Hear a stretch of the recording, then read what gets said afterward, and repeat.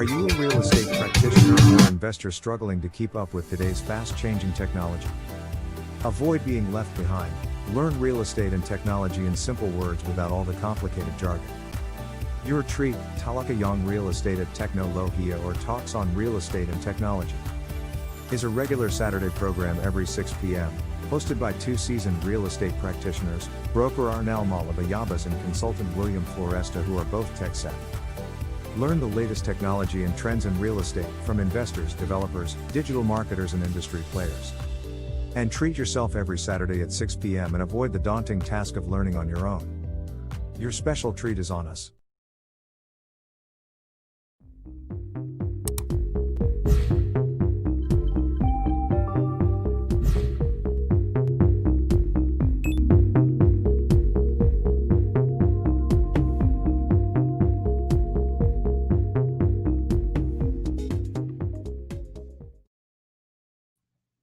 Ayan, Marina Banggi and good morning Real Estate. Andito na naman po tayo sa inyong regular Saturday program na Talakayang Real Estate at Teknolohiya every 6 p.m.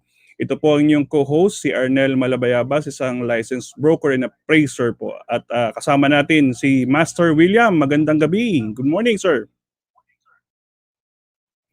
Nakamute ka ata, sir. Good morning to our viewers, no, and our listeners sa ating Facebook Live and YouTube Live.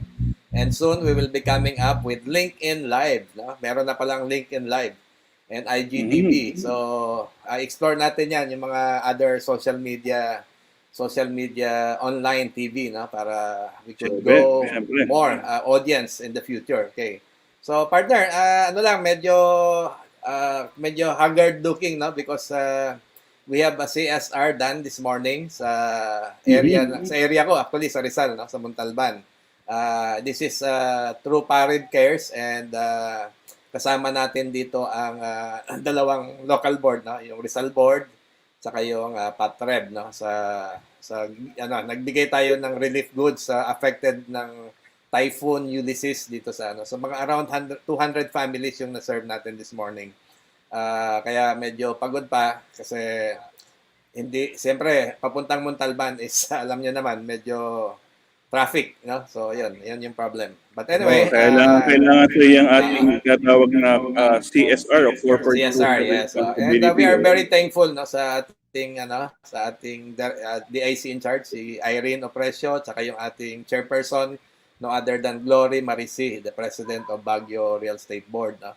So napakasipag ng ating mga officers para maghanap ng mga recipient ng ating program. At siyempre maraming salamat din sa mga Pared members who donated, no? And with the help of Rotary Club ng sa Rotary Club sa Cavite Export Processing Zone, tumulong din sila sa atin na mag-distribute at magbigay ng kaya lang this morning we have a very funny experience kasi yung ating kasama si Consultant Charlie Gao, na kwento ko lang, funny moment nagbigay siya sa amin ng walkie-talkie para to be able to communicate with each other kasi parang 4 cars yata kami, no? So I was the lead car. Okay, so sabi ko, sige, daan tayo sa Payatas, no, para mas madali. Via Litex tayo. So, it turned out, si Consultant Charlie, pala siya, gumamit siya ng app. So, I don't know kung Waze or tawag dito, Google Map. And the map pointed him to go to Marikina. Ang hindi niya alam, may closure ng doon, ng bridge. So, wala, naligaw-ligaw siya. Kaya may bago siyang pangalan ngayon.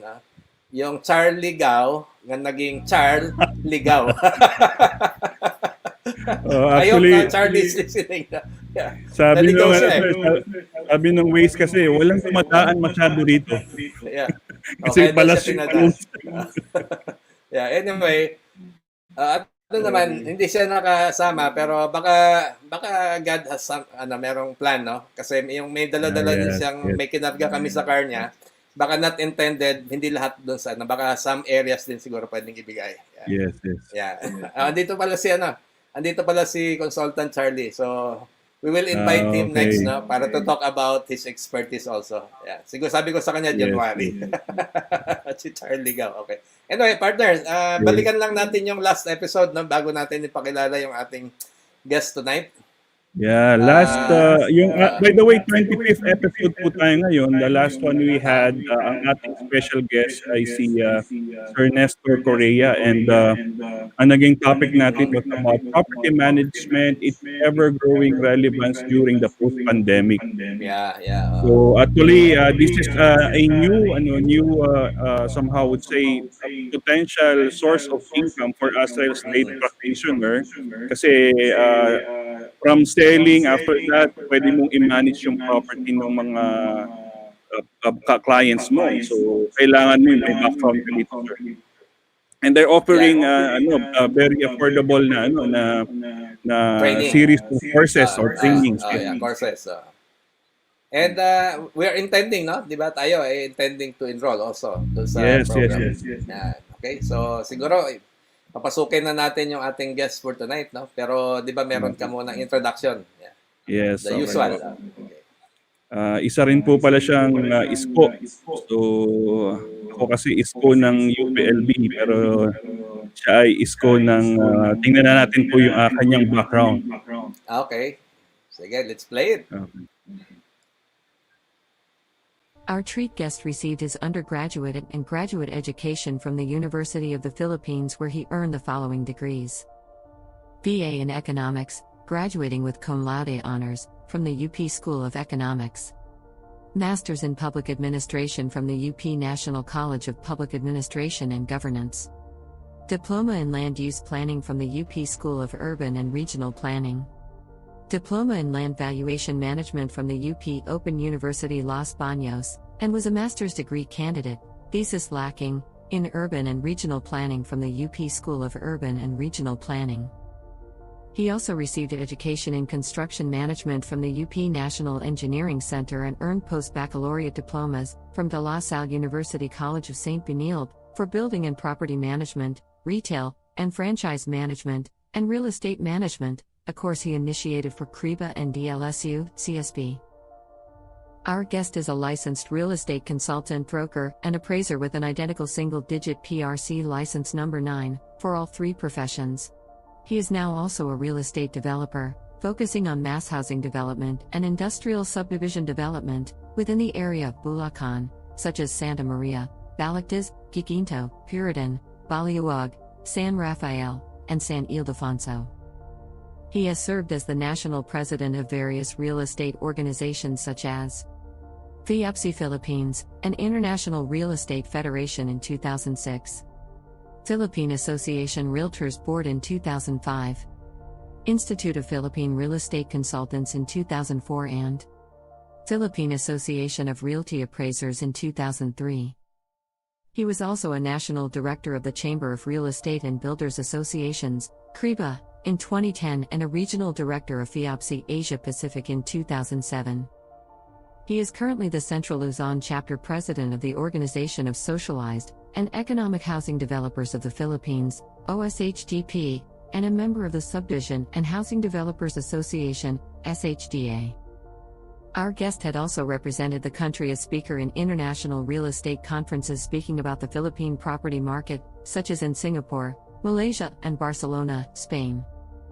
He sat as a member of the panel of international judges for the FIAPSI World's Prix d'Excellence Awards from 2011 up to 2017. He also served as a member of the jury panel in 2016 to 2017, and as an independent judge in 2018 to 2019, for the Malaysia Property Awards. Ladies and gentlemen, our treat guest speaker, Consultant Bobby C. Bobby C. Yeah. Bobby, uy, nakalagay. Hindi mo napalitan part. Anyway, that's... hello, Sure. PNP Bobby. Yeah. Hello. Yeah, Hi. okay. So, good evening, no? Nice to see you again. Actually, partner, no? Kung hindi mo na itatanong, I Pleasure's served mine. under his terms sa PAREB, no? As the president of PAREB in 2005.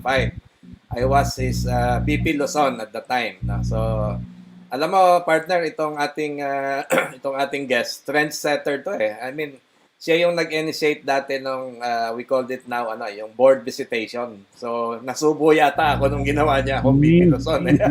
Kasi umiikot kami mula Luzon, Visayas and Mindanao. During that time walang mga promo flights. So sabi ko grabe ito. Grabe ito si PNP Bobby, no? So Just sunod-sunod to serve, sir, para makapag-serve tapos lang. halos linggo-linggo lumilipad kami. May naalala ko may isang lipad kami. Naglanding kami ng Dumaguete ng morning, tapos meeting, tapos lipad uli, pabalik ng Maynila. Pagbalik ng Maynila, lipad uli, papuntang Davao. Sabi ko, okay. Kasi nga, kumbaga pa, kinocompress ni PNP Bobby yung schedule at the time. So, very appreciated naman ng ating local boards kasi sabi nga ng isang board natin sa Mindanao, at last, sabi niya, the Muhammad came down from the mountain. Kasi hindi pala nabibisita ng mga PAREB officers yung local boards natin sa different places. Yeah, di ba, PNP Bobby? Tell us about it. Yes. Yeah. Actually, medyo sobrang hectic talaga yung schedule because there are boards that we had to visit 3 times, yung mga lalo na may mga boards na may issue with their, with the other boards in their area. Wag mo na ipaalala yung Cebu. Visayas, may isang board tayo, dinalaw na 3 beses. Medyo napuputol ka, PNP Bobby. Na nga ako nag-data kasi naglalag yung aking internet. Okay. Yun nga ang problem sa ating internet providers. Am I coming in here? Yeah, okay naman. Yeah. Sige. So yun yung mga episode in our life in 2005 na naalala ko kasi halos hindi na kami umuwi sa bahay eh. Linggo-linggo yata kami lumilipad eh. Tsaka William, naalala mo, we were 1 week earlier coming from Jensan going to Davao. Yung bus na sinakyan natin a week later, may bomba, sumabog. Yung kung saan pa tayo nakaupo sa gawing likod. Yeah. Kasama natin si VP Mindanao at the time. Si taga Sambuanga board, no? Yes. Nag-land trip tayo. Kaibigan ni past president nila Cherry May Lim, yeah. Si Kani. VP Kani, Katbagan, yes. So yan yung mga episode sa buhay natin. Pero yeah, siguro excited kami PNP Bobby to talk about your paano ka ba napunta sa real estate prior to becoming a developer. Saka bakit yun yung naging aspiration mo in life na Kasi when I met you in 2005, you are already as industrial developer in Bulacan, di ba? And nagulat nga ako because from industrial, nag-shift ka to housing, no? So what made you decide to shift? Narinig mo yung question ko? Yeah. Okay. Yung about shifting, no? If I may be allowed to share, PNP William. Yep. I started into going into real estate when I was still in college. May kaibigan kasi ako na yung parents are into real estate selling, so nasasama sa tripping. Nakita ko maganda pala yung opportunity to make money. No, I mean, pwede kang kumita ng millions in commissions. Sabi ko, parang ito na yung gusto kong gawin. So, I took the broker's exam in 1988. Lumabas ang results ng 89. Started into, part-time real estate selling kasi may trabaho pa ako noon eh. So, after some time nakabenta, na-realize ko lang na ang hirap palang bumenta kasi unang-una marami kayo. Pangalawa, at that time medyo nauso na yung feng shui, ano? So, pasok sa budget requirement ng clients, pasok dun sa mga specifications na kailangan nila. Pero pagdating sa feng shui, bagsak. So sabi ko, mag-decide na lang ako na I'll focus on one niche na wala masyadong gumagawa at that time, which was industrial real estate. So I was selling both in the north and in the south. No, I'm from Bulacan, so may uncle ako na nagbubodega. So yun yung isa sa mga una kong kliyente. Pinalilis ko yung bodega niya, binibenta ko. And then sa south, yun yung sa mga PHILEA member industrial parks, no? Tulad ng mga Laguna International Industrial Park, Carmel Ray. Yun, natigil lang yun nung na-aksidente ako coming from the south, going to my night class sa UP, no? Nag-aaral ako at that time sa School of Urban Planning, nakatulog ako sa pagod. So pagdating ng Philcoa, nabangga ko yung jeep, na buti na lang, walang sumasakay pa, pero may mga nakasakay sa loob. Kasi pumasok yung harap ko, yung hood ko, everything. Yun. So I decided to stop going north and south, nag-focus na lang ako sa north. Sa north, since dadalawa lang kami at that time na talaga nag-i-industrial na focus, yung isa si Mr. Manny Desus na he was selling for industrial park group, so exclusive siya. So outside of his market, akin na yon. So I was basically accrediting myself with some of the unknown developers and some of the brokerages there. So nag-focus ako doon. May isang developer na namatay yung developer, so nag-take over yung asawa. Nagkaroon na ako ng problem ng ng mga commissions ko, no, pag-claim. That was the time that I decided, sige, I'll look for a group of investors to do my own industrial subdivision. Pero at that time, bago ko noon, 1992 kasi I went into the School of Urban Planning already. So medyo may konti na tayong knowledge, background on development, on planning. Kaya yung mas naging madali for me to convince some investors. So we were doing 2 projects nung bago mag-Asian financial crisis. Nung nag-Asian financial crisis, doon kami tinamaan talaga because we were hit badly, no? Kasi technically, yung mga investors ko, maliit lang yung nilagay na pera, but they have bank lines, no? Credit lines. Yun ang ginamit namin. So your question was, paano ako napasok sa housing? It was after that, my experience na halos hindi kami bumenta after the Asian crisis. And then I was brokering this huge property, 50 plus hectares, to a local real estate housing developer in Bulacan na okay na sana, kaso nagkatampuhan sila ng landowners, so hindi natuloy. The landowners told me na I won't accept any JV partnership anymore kung hindi ka kasama. So some of the partners of that local housing developer and I formed this company. So it's my first housing project, my first housing experience in Baliuag, Bulacan. And then that same year, 2 of my supposedly one commercial and one industrial projects in Bulacan, na rin shift namin to housing, no? Because at that time we were able to invite Walter Mark to join us as the mall locator namin for our Santa Maria project and our Guiguinto project. So yun, doon ako nagsimulang magpabahay hanggang nagustuhan ko kasi sa housing it's not just profit, no, it's may CSR din doon because of the huge housing shortage. Kumbaga yung mga developments natin are being able to help the government na maibsan yung kakulangan sa pabahay, and modesty aside, yung mga housing projects natin except for one dati na naming property, no?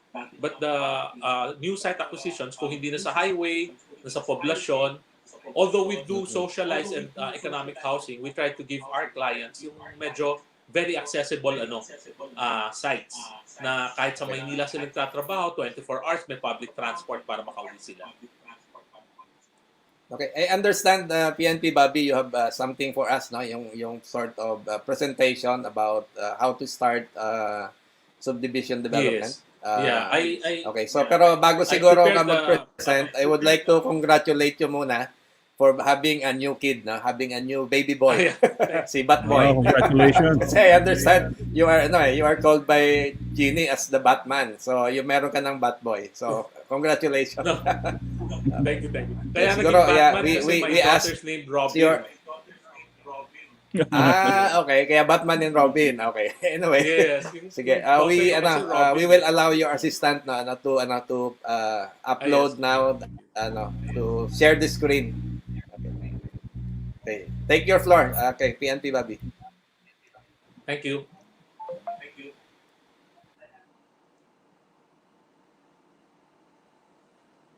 Okay.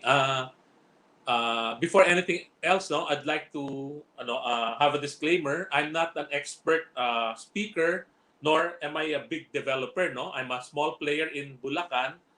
I just want to share my personal experiences to you, hoping that you would be able to learn a lesson or two from it. No, I'll start off by showing you the outline of our process. No, there. Basically, this is our outline. No, we start with the project development. Then there's the highest and best use or site selection criteria. We do some sort of a feasibility or market study. Then the decision making on the type of project that we want to put in or the price range or yung packages that we will be offering. Then with that, we prepare the site development plan because depending on the type of project or market niche that you're addressing, iba-iba yung mga minimum requirements for the subdivision development. Then we secure all the necessary permits and licenses. We do the actual development. Mauna yung mga horizontal development namin, yung mga kalsada, drainages, before we do the houses later on. We start selling the project once we get the license to sell. And then pag natapos namin yung horizontal development, mag-apply na kami ng Certificate of Completion from HLURB. And then the last step would be the turnover of the roads and open spaces to the local government unit. So yun yung pinaka-procedure natin or yung basic steps. Next slide, please. So as I mentioned in the outline, the project development triad. So normally in every project, you have the owner or the management team. Then there's a technical team on one side, plus the research and marketing and sales on the other side. Ito'y tulong-tulong to find out kung ano yung pinakamagandang package or ano na pwede nating ibigay sa sa clients natin, no. Normally kami, I mean ako personally, I don't go head on with the other developers. Let's say pumasok ako sa isang bayan at meron ng gumagawa ng BP220, I try to shift up to PD957 or if they do economic, tinitignan ko kung kaya namin gumawa ng socialize para unang-una walang direct conflict. At the same time, we try to complement each other. Pag hindi kaya yung budget, since socialize ako, sa akin na pupunta, or if they want something better, they go to my PD957. As I mentioned earlier, we have two projects kasi na we have Walter Mart as our commercial mall owner operator, no. They bought the property from us. So basically yung technical people, they're the ones in charge sa design and sa house construction, research and marketing and sales for the product variation. Tapos yung final say na sa owner management, sila magde-decide kung ano talaga yung type of package na i-offer natin. Next slide please. Okay. So normally, ang situation kung nandiyan yung property, like let's say we have a partner na dala-dala niya yung property niya, o sige, ito yung contribution ko, let's develop this. So we look at the highest and best use for the project. Ano yung pinaka-pwedeng ilagay na magiging marketable, no? Or kung dumating yung investor natin na ang dala-dala ay funds, yun yung medyo mas maganda for us because we do the site selection. They'll tell us ano yung gusto namin, ano yung mga type of, or yung ROI na gusto, we'll try to address it kung kaya namin ma-meet. So, doon kami nagdo ng site selection. Yun yung normally two approaches before you start a project. Then, as shown in the screen, kapag given na yung property or site selection, we go through the same, more or less, process or the factors that we considered for both situation. Una-una yung physical condition. Kasi ang aming probinsya ng Bulacan ay medyo maraming portion binabaha.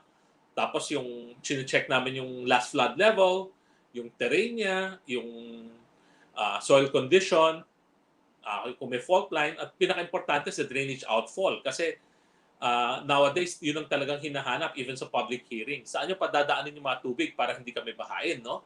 Tapos next na tinitingnan namin yung accessibility. As I mentioned earlier, we try to get sites na along the national road or sa mga poblasyon para at least hindi naman parang nasa paanan ng bundok yung mga tao, no? So it should be accessible to the schools, palengke, malls, simbahan, hospital, like that. And kailangan may utilities na rin sa area, no? May electrical lines, may pagkukunan ng tubig. Pag yung project naman po ay industrial, ang importante is titignan yung accessibility in terms of road link to the expressway and to the piers. At saka ang industrial kasi kailangan medyo malaking lupa kasi malalapad ng kalsada because some buyers would buy as much as 5 hectares eh. Isang locator lang yon. We had one recent project in Balagtas. It's more than 10 hectares. 4 lang po yung locator namin na kumuha ng buong project. Next slide, please. So, transportation. So, yon kaya sabi namin, we'd prefer to be along the national highway para 24 hours may public transport because alam naman natin, most of the people work in Manila. So, para lang kahit ang makakauwi sila ng almost close to midnight, may nasasakyan pa. Then we also check the land classification based on the CLUP because titignan namin kung yung ating proposed project tumutugma ba doon sa gustong land use ng munisipyo natin, no? Next slide, please. Yon. And then we consider the purchase price, no, if we have to buy the property because syempre pag medyo mahal natin biniling property, hindi na pwedeng socialized housing or economic housing. So we go to PD 957, we add up some amenities, lagyan namin ng lap pool, lalagyan ng medyo maganda-gandang malaki-laking parang clubhouse like that.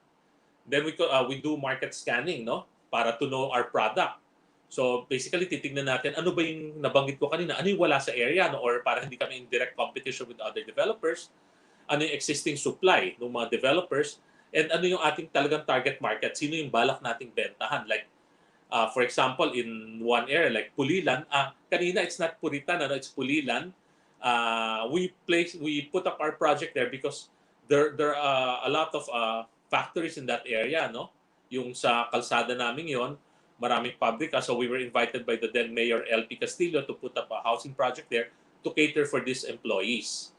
So, yung mga types of possible developments when you do a project, yun nga, may residential subdivision, which is either PD 957, which is the open market, or yung BP 220, no? Yun yung economic and socialized housing. Then you can do commercial development, parang yung ginagawa ng Ayala or yung Philinvest sa Alabang.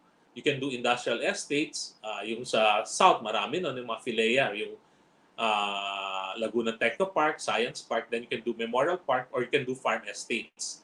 I won't be discussing individually those different types. No, we'll just go through yung general na lang, or we just focus on the residential subdivision development. Next slide, please. So once our next step is once we've decided on the type of development that we want to do, our next step is to do a feasibility study or a market study. So after those studies, we do decision making, no? May mga at least we do two kinds of studies for the management team to decide kung alin yung mas gusto nila. Titignan yung returns on investment, yung gaano katagal ang return, and kung gaano ka profitable or marketable or feasible yung project. So, yung decision making would be left to management also after the technical team and the research and marketing team have done the feasibility study. So, next slide, please. So, once the management team have decided kung what type of project development they'll do, we now prepare the site development plans, no? Ito yung mga road layout, yung mga drainage plan, power and water distribution. Also included in these plans are the detailed drawings of the various plans, no? Like detailed drawing ng kalsada, ng mga drainages. Next slide, please. Okay. Ito lang yung mga I'll just go through this lang. I won't look into that na. Ito lang yung tabular comparison if you want to go into residential subdivision. merong portion ng for PD 957 and portion for BP 220. Can we move next, please? So, yeah, another slide. So basically, yung pinapakita lang yung lapad ng kalsada, yung hierarchy ng hierarchy ng roads, yung mga open space requirements. Next slide, please. So once you've done all this, yung mga requirements sa tables, ang pinaka next step is to secure the necessary licenses and permits, no? Magsisimula po tayo sa barangay. So, yun, nandun yung mga public hearing and everything. Naka-indicate dyan, back slide please. One slide back. Naka-indicate yung mga requirements, no? Yeah, there. So, yun, basically, halos ganun din ang requirements na hiningi naman ng Sangguniang Bayan. So, after securing the barangay, we go to the next requirement, which is the Department of Agriculture Certificate. Kasi alam naman natin na karamihan po ng raw land dito sa atin, no? Like sa Bulacan, ay agricultural land, no? So, we go through this process, kukuha kami ng certification from Department of Agriculture for the eligibility to reclass the agri-lands. And then next slide please, we go to the DNR for a certification naman of our project. So, na hindi siya under the NIPAS or yung National Integrated Protection Area System. And then we go to the DAR. For the past years, medyo mahirap ang kumuha ng DAR conversion. Buti na lang starting, I think last year, lumuwag na sila nung nagkaroon ng changes ng mga secretaries, no? So, dito sa DAR, sometimes it takes, medyo tumatagal, pero since we're already been more than a decade in the business, meron na kaming mga consultants who have linkages inside, no? So, like half a year, nakukuha namin yung conversion, ganun po. And then, after DAR, balik tayo sa DNR, we apply for the ECC naman for the project. Ang tip ko dito, normally, we get consultants from within the department already, or the regional offices. Kasi dati external consultants ang kinukuha namin. Mahal-mahal ng bayad, pero ganun pa rin, natatagalan. So we learned already na we get friends from inside to help us.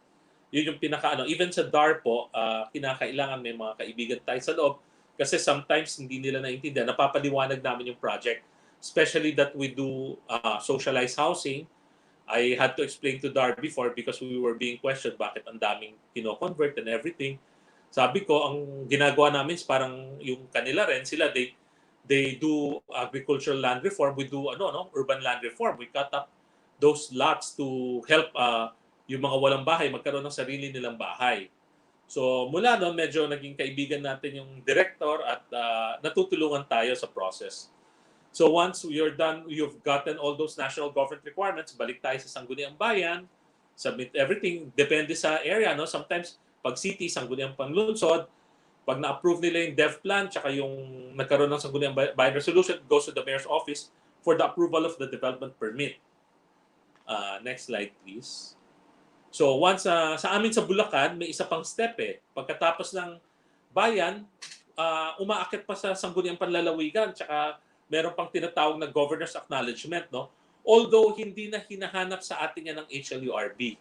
Kasi nasa batas is only hanggang mayor's level.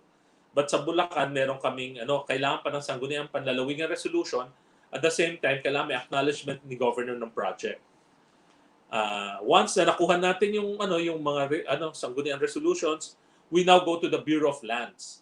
Doon natin apply yung yung pagpapasubdivide ng ating approved development plan, no? Yung approvean ng yung sa development permit isasubmit natin.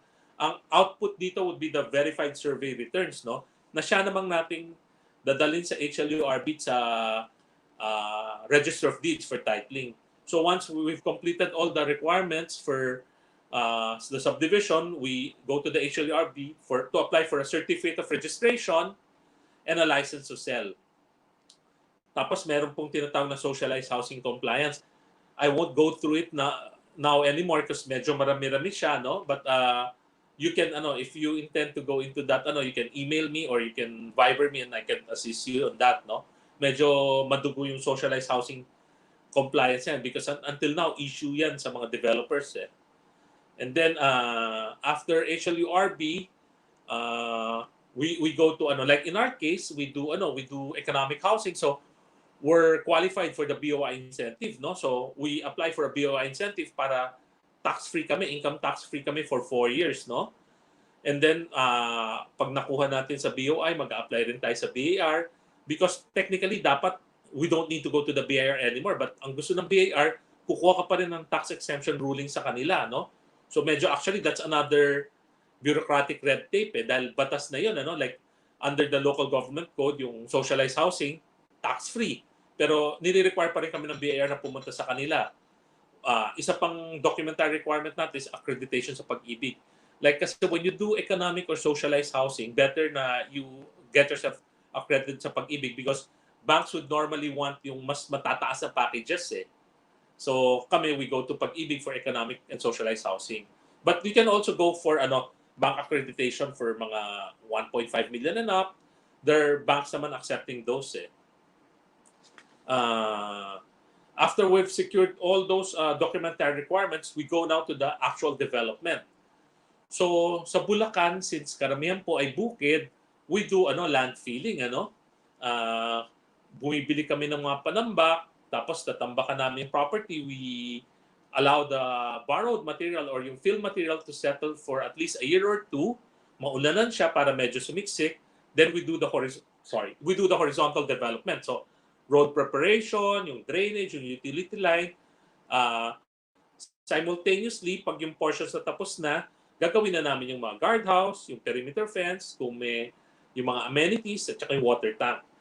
Yung development may actually start once you get the development permit, kahit wala pa yung mga license to sell and everything. Basta nabigyan ka ni Mayor ng development permit, pwede na.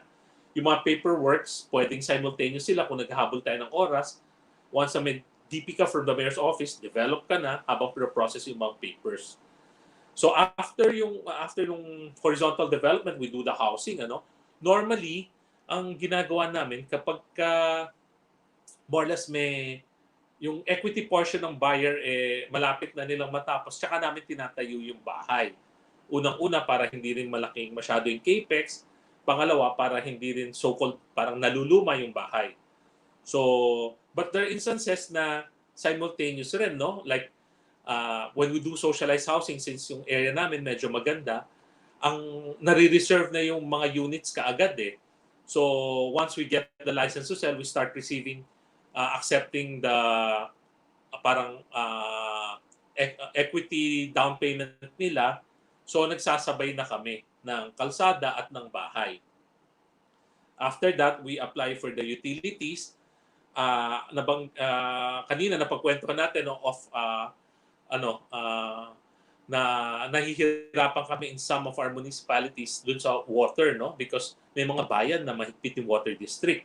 So ang daming requirements, but you still have to comply because kasama yun sa mga requirements. And then sa Meralco, there was a time na 2 years. Imagine nyo, expansion phase lang namin. As in, phase 1, tatawid lang ng kalsada to phase 2 yung kuryente. 2 taon tsaka nakabitan. Yung ganun ka, medyo ang hirap, no? I mean, tapos na po yung mga bahay. So technically, may cost ka na, no? I mean, nakatayo na yung 400 units. Walang kuryente, so hindi kami maka-take out sa pag-ibig. Imagine nyo, you have to pay interest for the development cost, no? So yung mga ganun, medyo ang dami ring mga problem. So, I mean, once you've done the portions of horizontal and may license to sell, we start selling the project. So, normally, one of our companies is the exclusive marketing arm. Siya yung nagko-consolidate ng all projects, and we accredit real estate brokers. We do project presentations. So, ganun lang. Since our project naman is yung medyo maganda yung location, no? Like we always say, yung in real estate, location, medyo nabibili. Plus, we kind of sell our project medyo mura We have one in Guiguinto na may socialize kami ron, yung 400 units. I think 300 meters or less than 500 meters away, Walter Mart Mall na. 700 meters, MacArthur Highway na. So, ang hulog nyo po sa pag-ibig, parang 2,100. Ang bahay is 28 square meters lang nga. Pero, it's a lot bigger than yung mga inuupang kwarto-kwarto doon na 3,500 a month. No? I mean, you're paying only 2,100 something a month, pero at the end of the day, yun yung bahay. So, once we're done with everything, yung step number 8 namin is we apply for certificate of completion from HLURB. Kasi if we don't apply for that and we don't turn over the roads to the local government, habang buhay, ikaw ang nagme-maintain. I mean, alam ni Sir William yan dahil, di ba, ang PhilInvest ayaw mag-turn over because they want control of the roads, no? Pero ang hirap kasi nasisira ang kalsada. And kung wala ka ng expansion sa likod, it would be best really to turn it over, no? Para matigil lang yung ating maintenance of the roads and the drainages. So, yun na yung basically last step namin when we turn it over. Let me briefly show you our ongoing residential projects, no? Doon sa sa Bulacan. Do you have it on screen? Oh, sorry, wala na pala. So anyway, yun lang. Thank you. If you have questions, I'm open now to accepting questions. Yeah. Siguro i-prepare na lang ni Cheryl yung if you have something to show yung ongoing projects sa Bulacan later. Yeah. Yan. Partner Arnel, no? Meron ka ng guide sa feasibility study mo. Oo nga eh. Yeah, parang ka nag-attend in less than 30 minutes. You already have a comprehensive, di ba? PFS for your consultancy. At yun, actual yan, ha? It's not coming from the book, no? Kasi I remember PNP Bobby when I took the review for consultant, I kasi wala tayong materials dito sa Philippines eh. Wala kang mabibiling book. So I bought a book from Amazon, no? I think parang 5,000 or 6,000 pesos just to review on the subdivision development.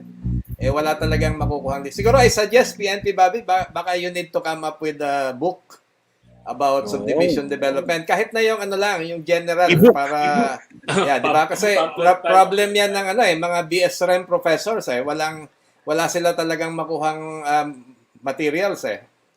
Kaya nga minsan natatawa yung ibang mga practitioners na katulad natin na may sanay tayo sa subdivision development. Natatawa ako dun minsan sa mga turo.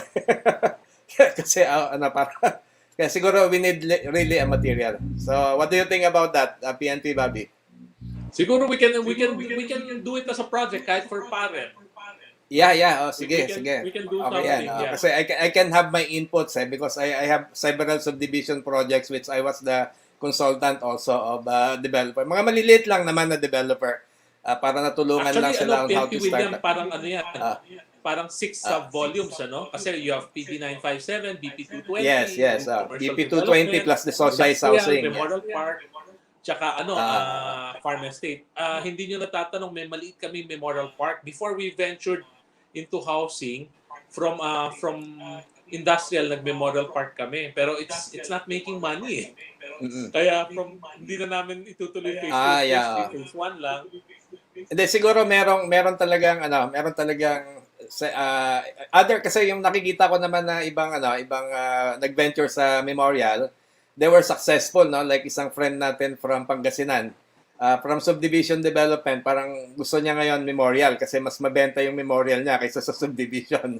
So siguro different approach, no? Yes, actually. Siguro we will encourage our viewers to ask questions para masagot ng ating guest speaker. So, marami na itong PNP Bobby, we would like to show you yung mga viewers natin. No? Siguro, partner, paki-check mo na lang. Sige po, i-share ko sa screen. Yan. So, yun. Sir Charlie. Go. From Kamanabareb. Yeah, greetings daw from Kamanabareb. And yan, natawa siya sir dun sa... Naligaw siya kasi this morning. Okay. Friend daw ni sir. Okay. Another May Lim. That's the niece of PNP Teng Lim, si May Lim. Pamangkin siya ni PNP Teng. Yeah. From Zamboanga. Yeah. And we have again si Carlos Moinay. Okay. And Juliet Lopez ka, learning so much ka Realty. Okay. And yung mga regulars po natin, si Beta Salazar, Good day, Sir Arnel, Sir William, and our guest, Sir Bobby C. And si Miss Criselda Chavez. Good evening. Yeah, that's from Lipa, And Lipa Board. then watching sa YouTube, sir, si Trev Reyes. And Edmond Rosiana Katubig, good morning to all real estate practitioners who are watching the show. Yeah. Si Miss Susie Kadag o STI, Santras. Hello po, good Santras. evening. Okay, marami na tayong followers, no? Yes. And kasama ko this morning. Yan. Si Congrats daw, thank you, Bobby. past President Christina Chong of RBR. Actually, thank you pala PPT na, no? Doon sa binigay mong yung Yoli kasi para ma-revive yung ating energy. Thank you this morning. Saka of course our president si Abigail Lim. Okay. Ayan, si ating consultant. Consultant Joey Topas, Study and Katrit. Love hearing Mr. Bobby C in your show. Lots of additional insight. Actual practice talaga. Yes, actual practice talaga. And si Attorney Kapula, nanonood natin si Ma'am Rodora, watching and learning from Sir Bobby C. Si Attorney And then Dapula, Ryan. magaling na lecturer yan sa para. Yes. Si We attorney. learn a lot from her. Yeah, also me. Partner ko din yan sa lecture. Okay. Si Ryan Kin, watching from Zamboanga City, very informative. Thank you, sir. Yeah. President ng Zamboanga Board. Okay, and syempre si Miss Catherine Kate Talaga ni SMB. Nice topic. Si Edmond Avila, Edgardo Avila, good morning, Sir Arnel, Sir William, and to our guest, Sir Bobby. And syempre, yung isa pong guest natin, Sir Al. Al Bentulan. Yan. Si Al, yeah. From Mindanao. Yeah. Yan, more power to the tweet. And may nagtatanong, sir, kamusta daw yung sales nyo during this pandemic time? Yan, Yeah. Question, sir. Yan. Actually, yung sales, tuloy-tuloy, ang construction namin ang na-stop because we cannot get, construction workers insurance, no? Walang insurance company na gusto mag-cover.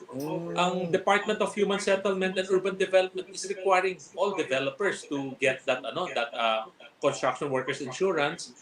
Lalo na yung sa mga sites namin na expansion sites na we have residents in the area, we stop totally because ayaw namin na baka later on masisi kami na yung construction workers natin nagdala ng COVID dun sa area.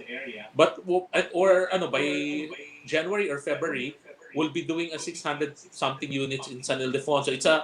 It's a new project. I mean, it's an old project na walang nakatira. So, shinif namin to socialize because natabihan kami ni Senator Villar. May Vista Mall yung as in tabing-tabi kami. So, sabi ko, let's downgrade to socialize para hindi tayo head-on with Senator Villar. So, yun lang yung aming pwedeng gawin kasi wala kaming resident doon sa area. Yun. But the other, in terms of sales, marami, pero ang tagal po ngayon maglabas ng mga licenses, mga certifications that, may nakapending kami isang project expansion sa Guiguinto na hindi kami makakuha pa ng license to sell because hanggang ngayon di pa lumalabas sa Bureau of Land yung aming mga VSRs. Yun. So, yung yung mga existing project, tuloy-tuloy naman po ang benta. Okay, so ibig sabihin, hindi affected yung sales na? Medyo PNP Bobby, hindi affected yung... Okay. So, hindi affected yung sales, tuloy-tuloy, but ang affected lang yung construction. Yes. Well, actually, yung collections medyo affected, because there are some people who write us na nawalan sila ng trabaho. Yun, and it's something na alam naman natin, we can't do anything about it, but ganun lang talaga. Medyo humina rin ng collections, definitely. I think, partner, may mga pumapasok na questions na? Yes. Okay. Lang natin. Nice topic daw po and it will help a startup developer. Okay, nagtanong ng email address, naka-flash na po sa screen. Si Cons Al asking if ever yung presentation daw would be available, may share. Si Edna Del Valle Tumala. Si Sir Al, I'll email him directly kasi pinadala niya ako ng mga e-books na nakuha niya online eh. Sir Okay, Al, okay. I'll have it emailed to you Okay. directly po. Yeah, narinig mo yan, Consultant Al. Siguro you can email us also, kaming partner. Email mo rin yung mga e-books Sige mo. po. Yeah. Okay. Good morning. I missed part of the lecture. Okay, so ayan. Nako, thank you, Sir Charlie. Meron Key yan, daw ano, yung presentation ni Sir Bobby para doon sa pagpasal ng Okay, okay. consultancy. Can we request for a copy of your presentation, please? Thanks. Si Miss Edna. And si Trev Reyes, thank you for sharing your mastery important info on subdivision development, PMP policy. Okay, Welcome po. Sir Bobby, what is the usual timetable from the start up to the approval of ECC for subdivision projects? If it's Question only from Carlos ECC, Moines. actually, nabanggit ko kanina na we have consultants na for DNR. Depending on kasi most of our projects naman wala naman sa mga NIPAS area or mga danger zone. So we get it like in 3 months time. Okay. Matagal na po yun. Basta kompleto po yung mga requirements. Yeah. I-avoid mo lang yung mga NIPAS area kasi bawal talaga. Yes. Okay, si Miss Giselle Guerrero, present po from Ayala Land. Okay. And si Ma'am May Lim, she's asking, saan po mas madali ibenta, housing or industrial? Actually, Ma'am May, it really depends, no? Like, the past years, sobrang ganda nung industrial because a lot of mainlanders came, I mean, kung nadadaan po kayo sa NLEX, makikita nyo sa gawin ng San Simon, meron isang napakalaking, developed by a certain GCC, mainland, I heard it's a mainland Chinese, parang 200 hectares ata yun eh. Makikita nyo, kung hindi pa pinigilan ng provincial government at ng NLEX, tuloy-tuloy ang development nila kasi San Simon and Pulilan, Bulacan are daanan ng part of the Candaba Swamp patungo Manila Bay. With that land filling that they did in the area, tatawid sa NLEX ngayon ng tubig, no? Kaya pinipigilan ng NLEX. Yun yung medyo isang mga kailangan i-consider na factor before local government should give those permits, no? Kasi nakakuha sila ng permit sa municipal level na hindi na siguro na overlook din na yung magiging effect ng kanilang mga land filling. Kami po sa some of our projects may restriction kami sa height na pwede namin idagdag sa lupa eh. Kasi lalo na kung may mga existing communities, ayaw nila ng sobrang taas at sila raw ang babahain. Yeah. Maano ko dun sa kung alin na mas madali. Mas in terms of area, mas madali ang industrial po kasi yung industrial, isang nakwento ko kanina, 10 hectares, 4 na locators lang. Samantalang sa low cost, economic or socialized housing, 1 hectare, 120 units yun eh. So if you do 10 hectares, you're talking to 1,200 people. Yun, whereas sa industrial, 4 lang yung kausap mo. Yun. Mas malaki lang, medyo malaki lang ang capex po ng industrial. I mean, if you're a startup developer, ako ang una ko pong personal project na housing, yung economic housing is just a half-hectare property. So doon ako nagsimula. Lupa sana nagagawin namin parang rest house. Yon sa Guiguinto na very near Walter Mart din na nung nag-decide ako na gawin kong first economic housing project. Ang follow-up, sir, ni Ma'am May ay yung which is more profitable daw between housing or industrial. Ma'am May, sa akin, personal ko po is industrial because my low-cost housing development na banggit ko kanina, it's not really just for profit but more for parang CSR, no? It's our social responsibility, it's our way of giving back to the industry that has been very generous to us, no? Nakwento ko kanina, nagsimula po ako bilang ahente, nagkalisensya ako noong 1989 as a broker. So, everything that I have came from real estate selling. nadagdagan when I went into development. So, I still want to do industrial kasi doon ako kumikita. But modesty aside po, I think we're one of the very few real housing development companies that does socialized housing, not for compliance, but as a main business because we wanted to address the socialized housing shortage of our country. Kaya napakaliit ng kita. Yung aming gagawin po sa San Ildefonso, it's lot area 40.5 along the National Highway, katabi ng Vista Mall. Ang floor area ng bahay lofted po, no, it's 42. So imagine mo, you're selling a 40.5 lot with a 42 square meter floor area for a ceiling of 580,000 pesos. Nagpe-pencil push kami ng aming technical team, ng mga engineers, no? Sabi nila, sir, parang ang nipis. Sabi ko, basta huwag tayo malugi. Yun ang importante. Parang bargain yan PNP Bobby, parang bargain yung price mo. Well, medyo, no? Kasi yung aming mga, kaya lang kasi yung aming mga Guiguinto, I sold it for 450. Ang lote noon, 38, ang bahay, 28. This time we're doing a lofted because ang San Ildefonso paminsan dinadalaw ng pag nagbukas ng dam. Nagkakabaha talaga. So may tendency mabaha. But ever since pumasok ang Camellia, parang naglagay sila ng dike sa likod kasi parang nila kaming niyakap, wala na kami expansion, lahat ng likod in-over nila. Okay. So itong Ulysses, hindi kami binaha. Okay. That's important na. Yung wala talagang Yes. Okay, si Consultant Joe, she's sending us her greeting, si Consultant Joe Dayag. And may nagre-request her kung pwede daw makahingi ng copy ng presentation. Sabi ko na. And then si Giselle again, sending her gratitude. Okay, so there's another question yata from sorry. Okay, Richie Legaspi, hi partner William and Arnel, nice topic, I learned a lot. Thank you po, PNP Bobby for the wisdom and more power. Partner ko yan si Richie kasi we sold one lot sa Mandaluyong. Yan.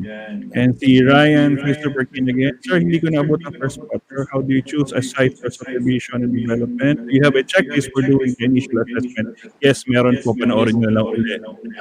Haba-haba yun. Pwedeng panoorin ulit kasi naka-live naman tayo on YouTube and Facebook Sir Live. Baka ready na si Cheryl. We can flash a little. Yes, meron po yan. Sure. Okay. Here's the ongoing residential project.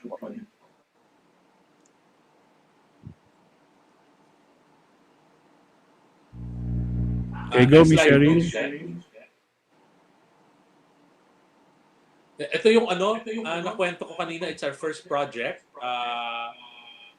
Joint venture yan with the landowner sa Baliuag, Bulacan. Ongoing pa rin siya. It's 13.5 joint venture with the landowner plus we bought another 3 hectares at the back, no? So dito we started our townhouses at I think 650,000 per square. Along the National Highway po yan, Maharlika Highway. Yon, next slide please. Ito yung aming first partnership with Walter Mart na sa may almost poblasyon ng Santa Maria. If you'd see on the screen, right side is already the poblasyon. Ito yung PD 957 project namin. Na siya, almost basically sold out na siya. Maliit na project lang po yan eh. Next slide please. This is our dito kami medyo maraming project Guiguinto area, no. This is our second project with Walter Mart La Aldea. We still have around 30 plus lots available na tatayuan pa lang in the area, no. So we also stopped because of the COVID. Next slide please.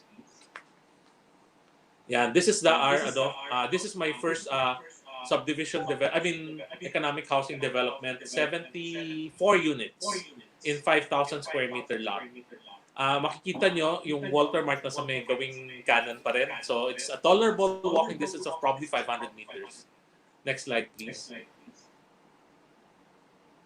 Okay, this is the one sa Pulilan kung saan nakwento kanina na invite kami ni Mayor LP. Ito, one unit left na lang. May kasi may mga we have some clients na after matapos ang equity, hindi papasa sa pag-ibig. So, susoli namin yung mga equity and down payment, and then we look for another buyer.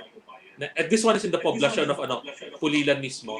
And ito yung medyo old property na dapat piggery site ito ng ninong ko and ng dad ko. So I converted it into economic housing project, socialized and economic housing project.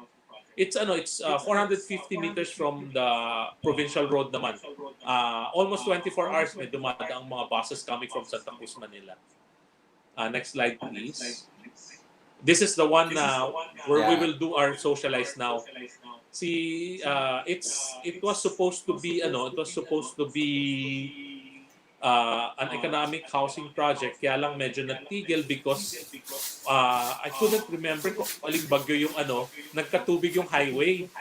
So medyo nag-stop kami dyan. Pero now that na-develop yung parang dike sa likod, itutuloy na namin yung We have some if you can see, meron na kaming mga quadruplex model, may 2-story model kami this site. But other than those, we're shifting it now. Majority of the site would be converted into a socialized housing project. Next slide, please. This is our own ilang homes kasi it's 100% owned project namin, wala kaming investors. Nandiyan yung aming tinayong socialist economic unit na around 600 plus units. Then we're doing another 500 plus on the site, yung may landfill. Next slide, please. Yan yung naka-landfill naming area. We're doing another around 500 units there. Pero na po ang gagawin namin 2-story townhouses already. Because yung cost of land in the area won't allow us to do won't allow us to do below 1 million anymore. Next slide, please. Wala na pala. Yeah. So basically, those are our ongoing projects. Coming soon, yung iba. Coming soon. Yeah. Wala. I think dumadami yung questions. Nag-i-engage yung ating audience, partner.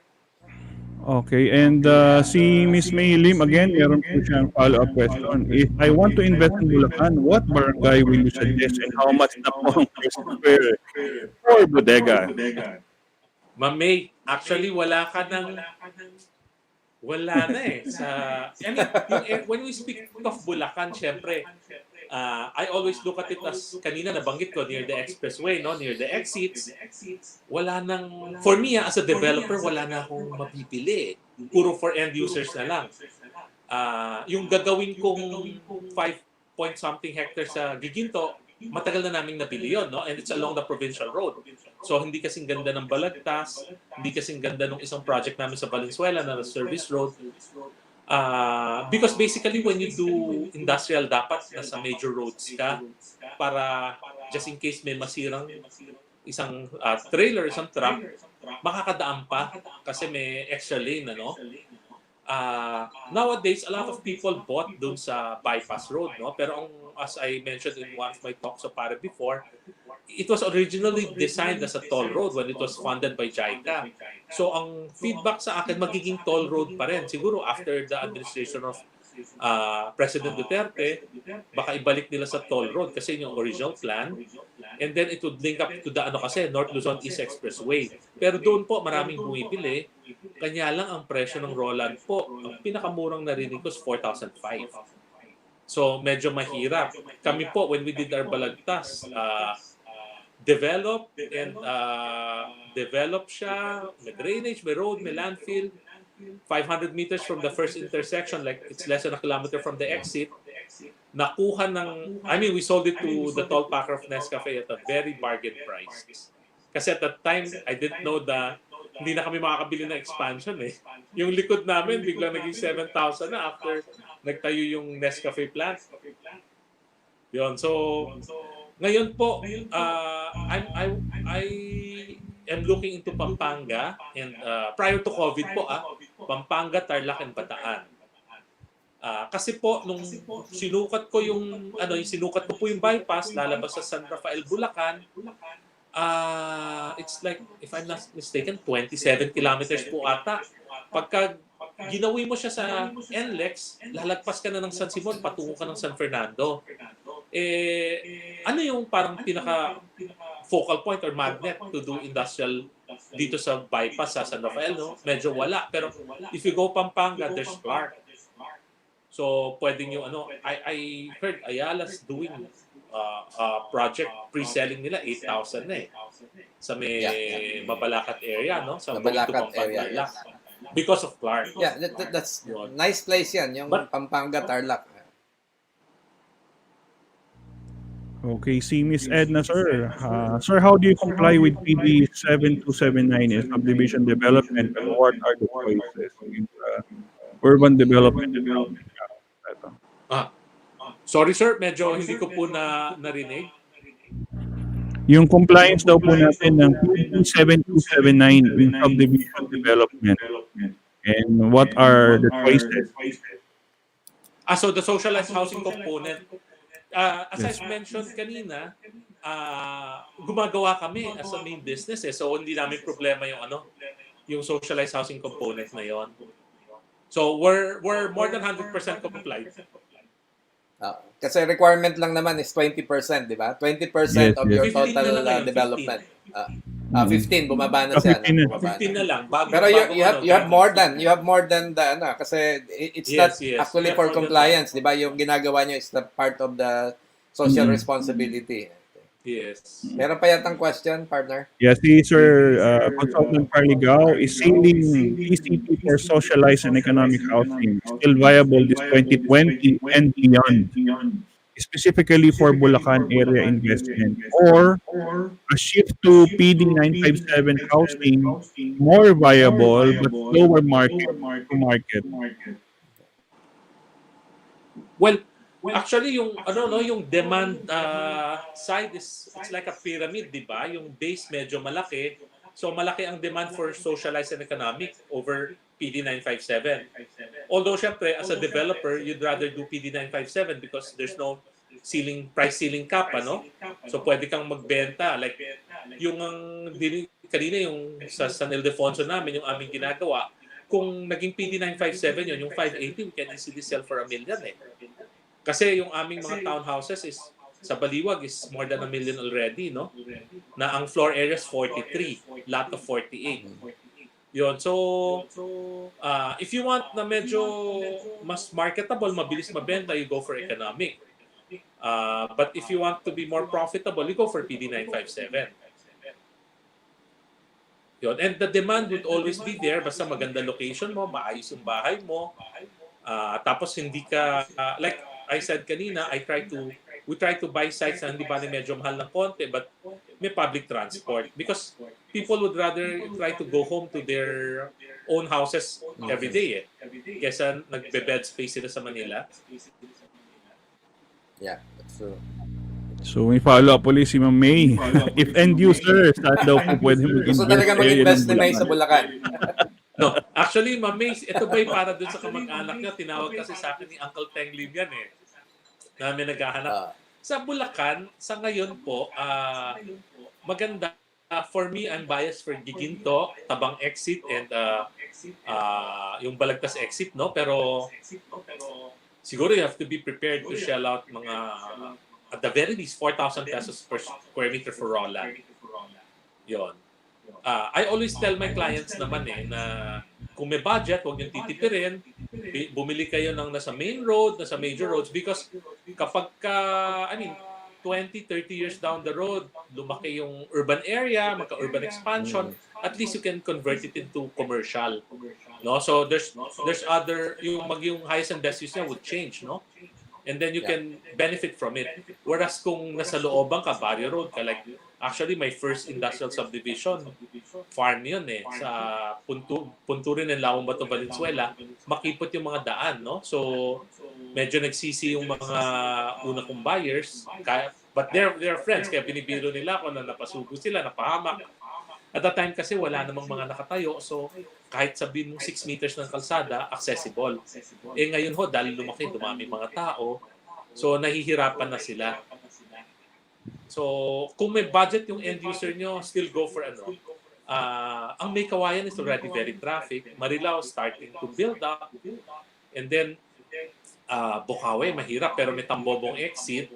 Sa Tambobong, yung mga nasa Barangay Road, Roland, ganun na rin eh, 5,000, 6,000. I used to sell the Boomtown Industrial Park along the Provincial Road, no, 700 meters from the now Tambobong exit. Ang benta ko noon, 1,500 lang per square. Yun. Ngayon, may bumibili sa loob at 10,000, walang available.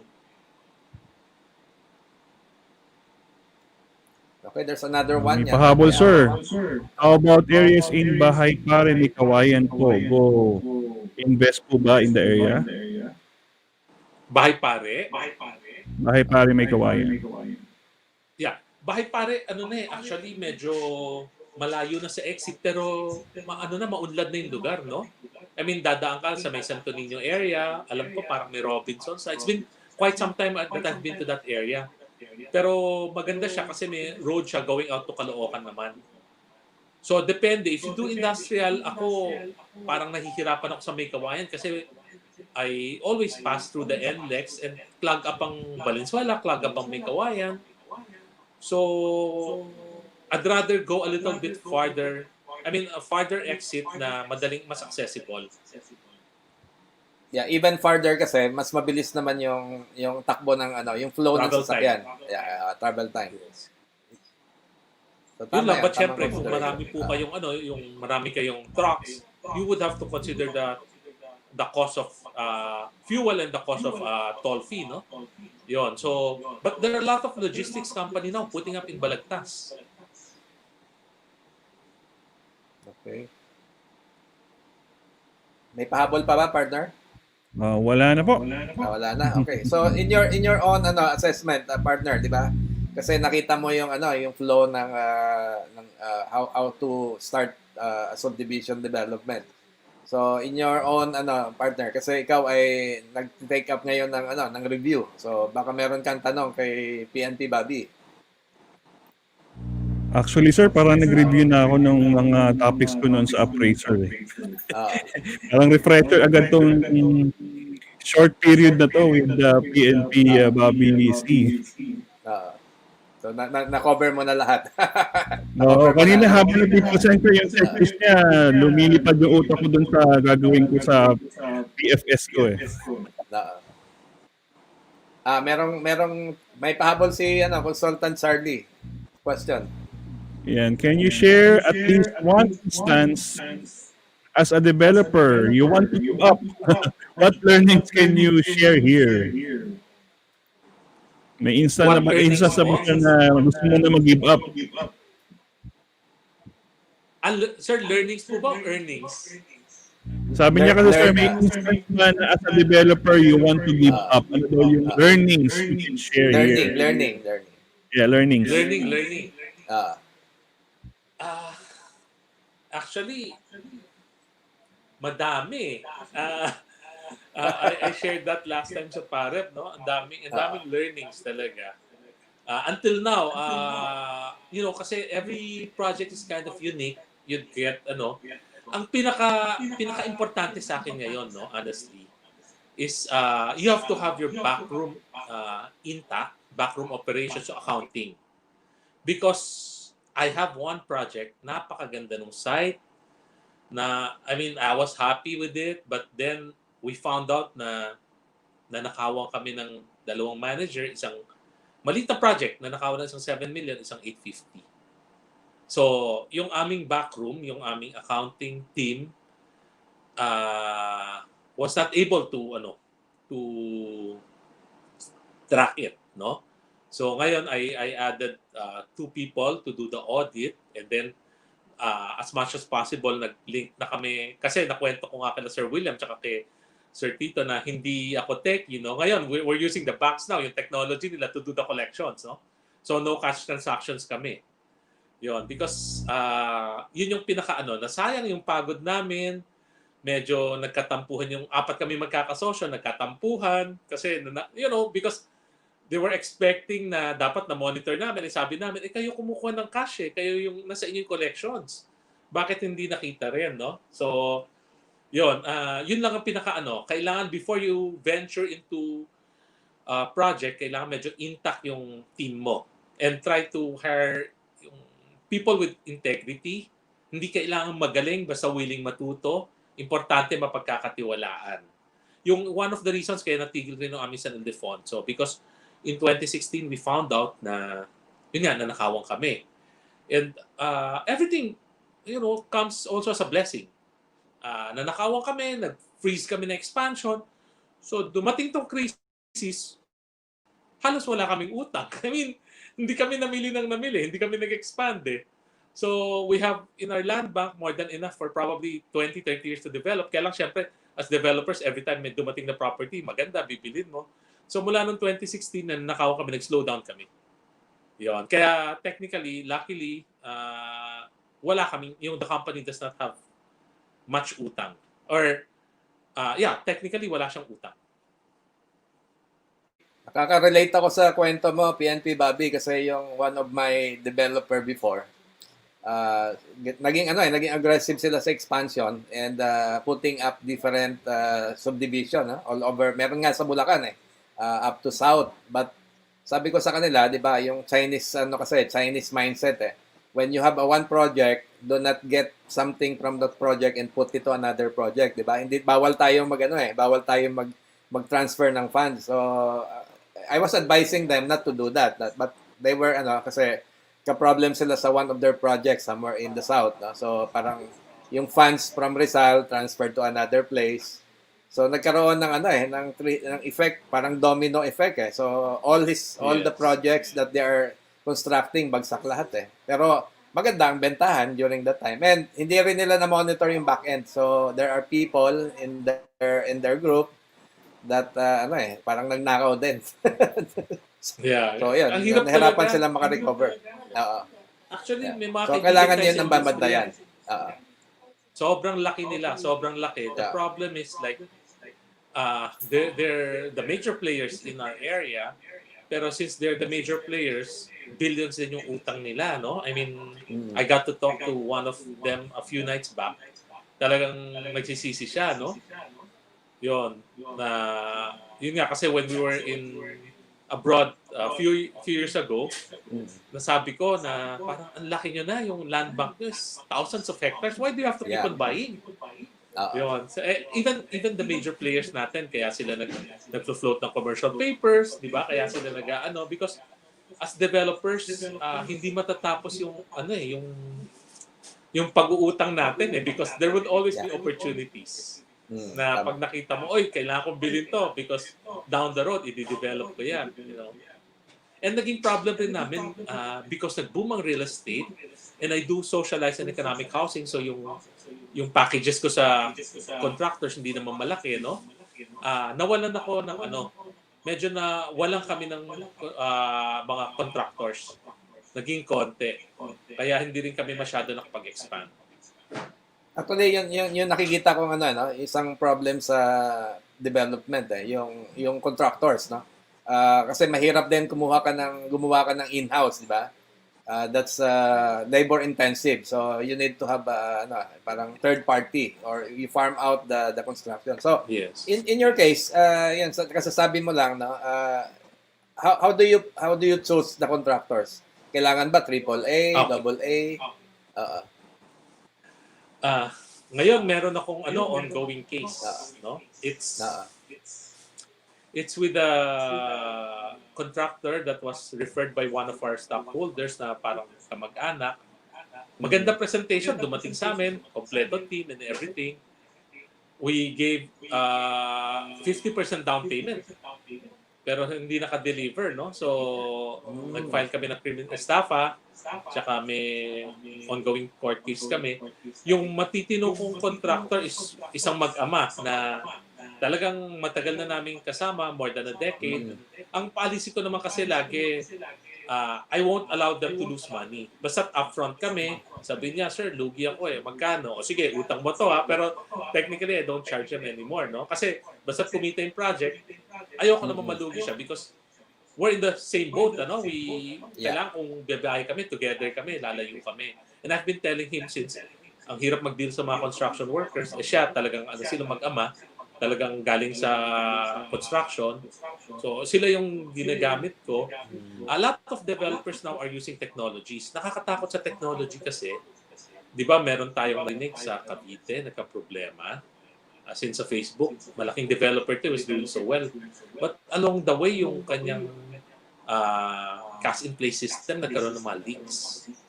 Yeah. So, It happens Ang to problem major kasi po developers sa technology, also. sa system, sa mga precast cash-in-place, hindi pwedeng basta-basta sinisinsil eh. Hindi katulad ng conventional na CHD. Yeah. Tsaka That's true. kaya rin kami hindi nag-system because nakita naman natin yung ating market na kinikater is yung pinaka lowest or yung sa medyo mababa. Whenever they have money, they extend the house eh. So, Yeah. pagka-technology, hindi nila pwedeng gawin yon. Tama. Yun. So, sa amin po kasi like yung kanina sa Santa Maria Homes, since yung property hindi namin binili, yung aming socialized housing doon, ang lot area is 52. So, a lot of the people there nag-extend na ng kanilang bahay. Okay, may bumabati sa iyo, no? Si dating guest din namin and one of the awardee ng Malaysian yan. Si ano mo Si na, Billy. si Billy. Yes. Si Sa Sir taas Billy, pa, partner, sa classmate taas ko partner. public Yan. ad ako sa urban planning before eh. Hindi ko maalala kung sa urban planning Yeah. or public ad kami naging magkaklase. Yeah, he was awarded recently sa Malaysian Award as one of the best marketing dito sa Philippines. Yeah. So congratulations, Magaling na Billy. marketing man, Sir Billy. Siya si Mr. Salespreneur. Yeah, I agree. Yeah. Okay, so yung going back doon sa mga problem itong pinag-uusapan natin sa development, okay. Going back yung kasi 'di ba once you have development na, yung paghanap uli ng another site yun yung isang malaking challenge, no? Yung after a successful project to look for another site, kung baga expansion, malabo mo nang makuha kasi tinataasan na yung presyo. So how do you find yung mga sites mo? Yeah. Well, actually, since maliit lang kaming developer, so like we finish siguro at the most 2 hectares a year on one project site. So we try to have a land bank of mga 10 hectares, so that's good for 5 to 10 years for us. So, along the way, habang ginagawa bumibili, sa industrial kami nagkakaproblema. Wala kaming makuha expansion because, like I mentioned kanina, no, yung likod namin na walang access, gusto 7,000 na per square. Because nagkakaroon ng selling dun sa area ng 12 to 15,000. Yun. Kaya medyo mahirap ang industrial. You really need a lot of capital there because sana kung bumili ka, kung may pondo ka, bili ka na kaagad ng 30, 50 hectares para worthwhile yung project.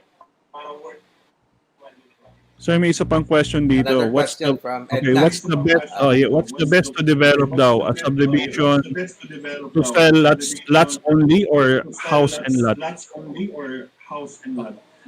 Yung lots only kasi mas maliit ang capex mo, mas walang problema, no? Kasi sa housing construction, even yung mga sa bodega mo nananakawang ka, or nagkakamali yung mga tao, so losses na yun, no? Titibagin mo yung portion na mali yung tayo. Ang sa lots only maganda sana. Kanya lang kasi ang problem, if you just sell lots and people buy lots and wala naman silang pantayo, so doble gasto sila, humuhulog sila sa lupa at the same time nangungupahan. Kasi when we do the houses, since nasa pag-ibig tayo, yung rental nila parang nasi-shift doon sa bahay napupunta doon sa hulog. So it's a lot easier to sell. Pero ako, honestly, mas gusto ko kung pwede lang lots only kasi walang sakit ng ulo So how do you wala ka palang in-house financing, you go for pag-ibig and bank financing. So there's some companies compliance na may in-house financing. There's some of the you accept some in-house. Pag may pera sila, may in-house financing kami. Okay. So pero masakit wala sa ulo naman na-encounter na problem. Yeah, exactly. Marami. Sa in-house marami. Yan ang problema talaga collections Yes. Tapos yung mo pa sa pag-ibig, no? Kasi 'di ba meron silang pagka marami kang back out, parang 'di ba meron parang instances sa pag-ibig, no? Buyback guarantee. So do you prefer the buyback guarantee or you just go for the regular? No, Ano ba yung pero actually accreditation? wala na ngayon yung window 1, window 2 eh. Basically wala Wala na. na. Iba. Kanya lang kasi kami, we pre-qualify our clients because ayaw rin namin na dadali namin sa pag-ibig tapos hindi pala qualified. Dahil Tama. syempre it reflects also on the performance of the company, no? Yung Yes. percentage ng back out and everything. At the same time, parang tayo yung extension arm ng pag-ibig eh. I mean, we have to protect pag-ibig's interest. We have to give them good clients because pag nagka-problema pag-ibig, problema rin tayo. Sila yung ating lifeline eh. Sila yung nagpa-fund ng projects technically. One of my first housing projects was pag-ibig funded. Yung La Aldea, yung second project ko with Walter Mart. Pag-ibig funded that subdivision. So, talagang we try to talagang pre-screen. Mas sabi nga ng ibang client, nagagalit kasi mas mahigpit pa daw kami sa pag-ibig. Gano'n, na ilulusot daw, may kausap na sila sa pag-ibig. Pero at the end of the day kasi ayaw namin ng sakit ng ulo for us and for pag-ibig also. Diba? Kasi pag pabayaan natin si pag-ibig at magka-problema siya, yung buong industriya magkakaproblema din. No? Kasi mapuputo lang And it happens before, no? Sa history. Ramos, ganun eh.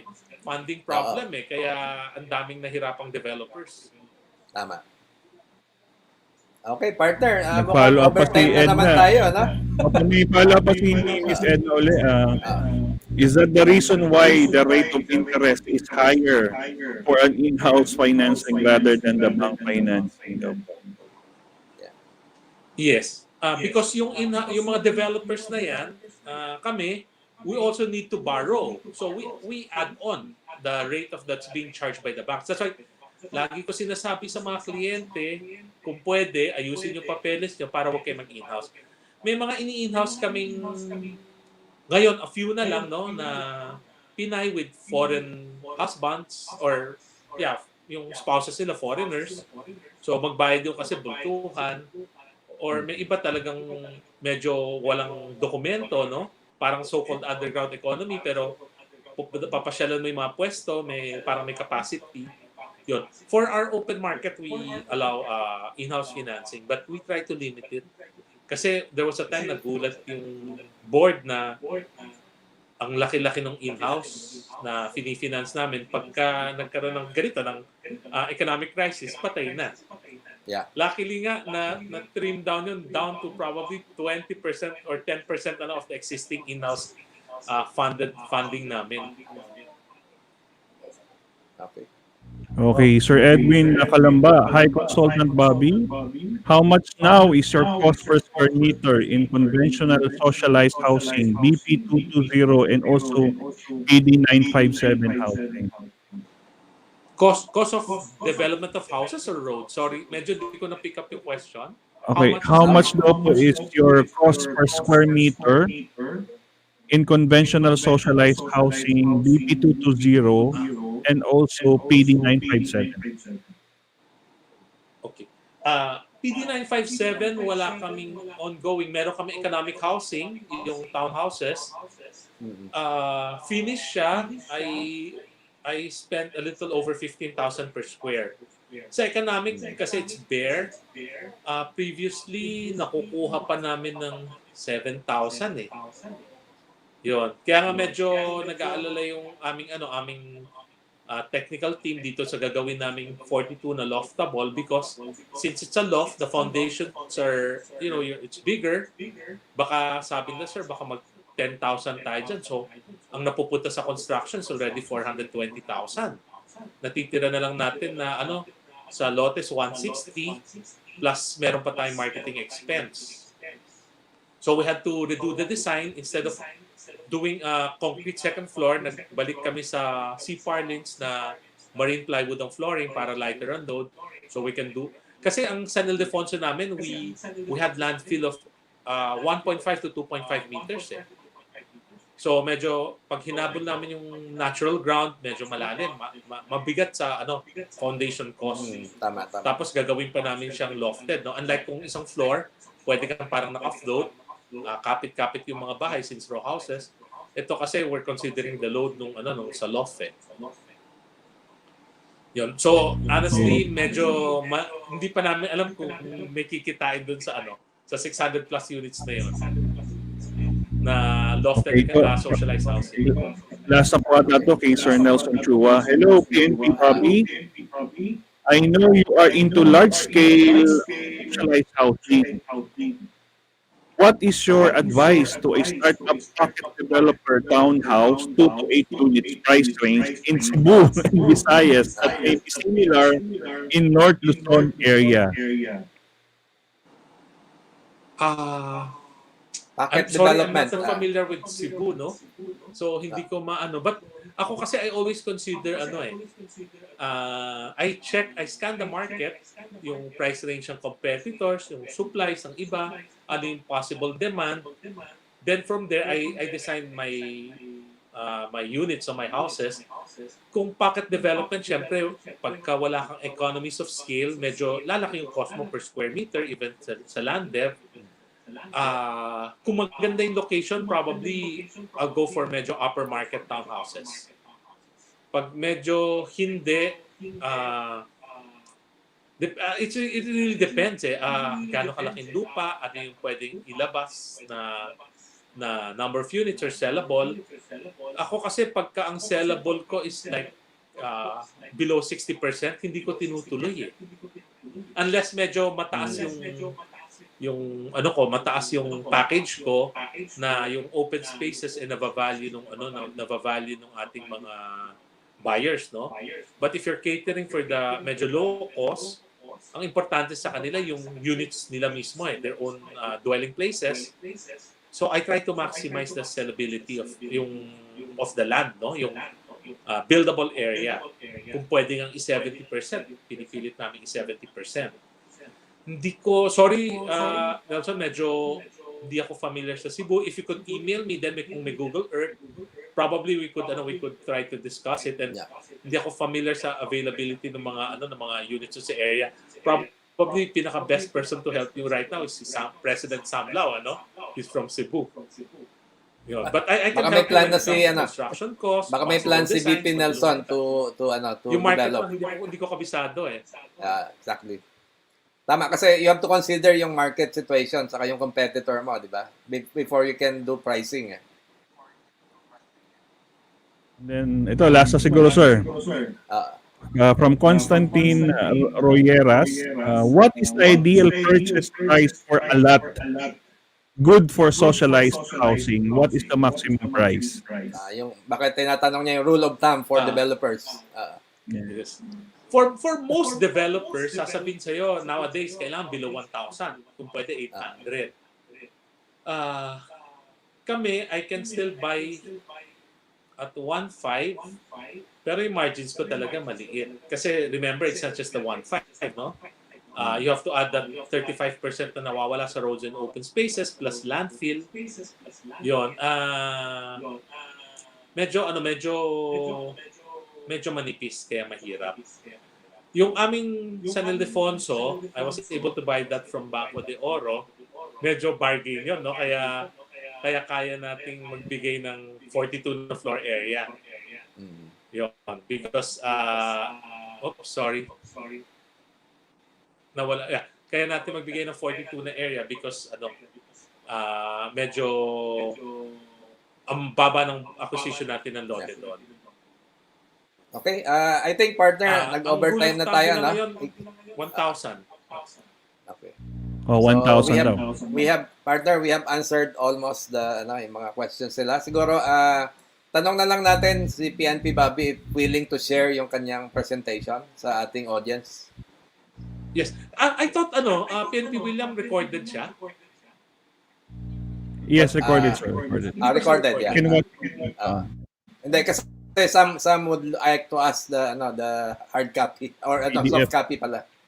So I'll have it emailed to you para siguro yung yung chart, yung comparison ng kasi we just went through it, medyo mabilis lang Yes. Yeah. Actually, yun namang yung chart is downloadable sa sa XLURB website. No? Oo, makukuha yun if they have questions, nandiyan naman po yung aking email at yung aking Viber is the same as my phone na nagpa-flash, no? Yun lang, sorry if I cannot respond at once, but I'll try to respond within the next few days. You could, you can, like si VP Nelson, baka gusto niya padala ako ng Google Earth shot nung proposed townhouse niya. Kanya lang kasi hindi ako ganun ka-familiar sa sa market sa Cebu kaya ang hirap Okay. Yeah. But I'll try to PNP help Bobby you naman. when it comes to townhouse layouts and costing. Yun, medyo kaya natin yon. You can review the comments and questions naman dun sa ating Facebook page. So you can, if you want, you can answer them one by one para nagbe-benefit lahat yung ating Yeah, pwede naman yan. Yeah.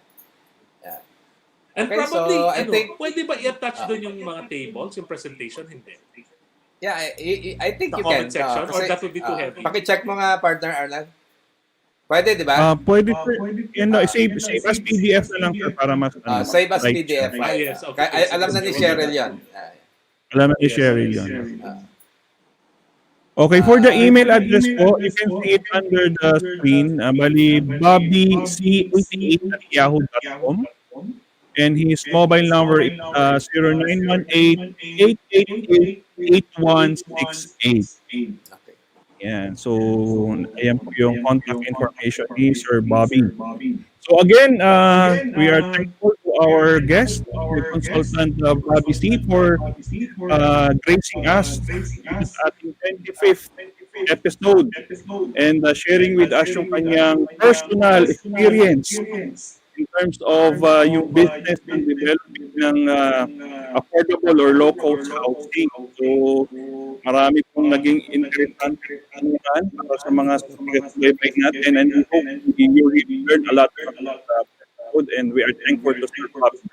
So, makikita niyo po, ito talaga yung beauty na may background kayo not only in real estate brokerage, appraiser, and also, yes, syempre, yung pagiging consultant importante po. So ito yung profession na later on in the future mag-boom at kailangan po ng hawak ng developer. So again, we are thankful for test naman po tayo ng magandang topic for tonight. Again, this is broker appraiser Arnel Malapiabas, your co-host here in Talakayang Real Estate Teknolohiya every Saturday 6 p.m. Marina Banggi, good morning to everyone and have a blessed Sunday. Stay po.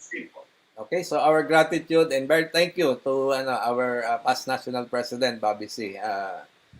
Talagang idol ko to Thank you for having me. Thank you so much for pinagbigyan mo yung aming request to be our guest tonight. So hope this is not be the last and we can invite you again in the near future.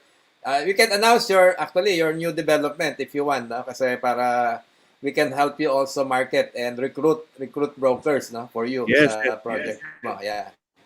And so actually, again, that's thank you so much. Ongoing projects. Okay. Dalawa lang naman ang supposedly ilo-launch sana naming housing project for the year, yung 600 plus units na socialized in San Ildefonso along the highway, and yung expansion namin sa Guiguinto, yung 500 plus units sa townhouse. Those are just the two because our two projects in Santa Maria parehong wala pang mga permits. Well, because of COVID, everything was moved indefinitely, and that's a problem. Yeah.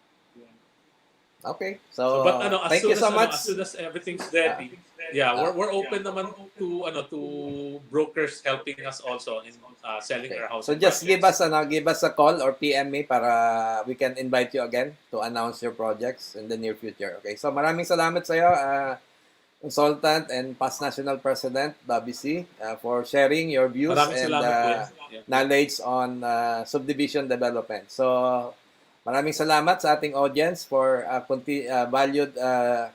continued listening to us and viewing our Facebook page and YouTube live, and soon we will be coming up with our LinkedIn account. So para doon sa mga professionals na also would like to have social media on LinkedIn. So again, Marina Banggi, and see you on next Saturday for another insightful topics for Saturday. Thank you so much. Out na tayo, partner.